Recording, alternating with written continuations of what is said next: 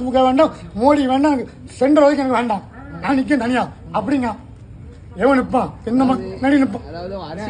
அதுக்கு தானே ஒரு பாட்டை படிச்சாரு முன்னாடி.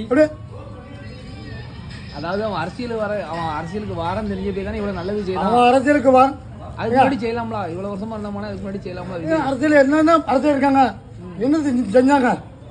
இப்ப வெள்ள வீதிக்கு என்ன செஞ்சாங்க சொல்ல பார்ப்போம். மோடி என்ன செஞ்சாரு? மோடி வரல, அவர் வரல. வந்தாருல? வரலையா? வந்தேன் பேருக்காரு. மோடி வந்து இப்போதானே வந்தாரு. சரி, வெள்ள தொட்டி வரல. வரணும்ல? வரல. அப்போ வரணும்ல? அப்போ எத்தனை மக்கள் வீடு பாய்ப்பு, எத்தனை மக்கள் இதாக இருப்பாங்க, சாப்பாடு தண்ணிக்கு இல்லாம அப்படி வச்சுக்கணும்ல?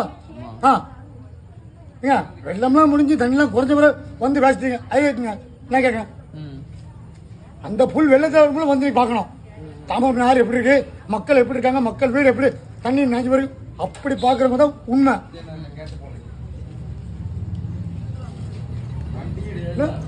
உங்களுக்கு வந்து என்ன தெரியுமா?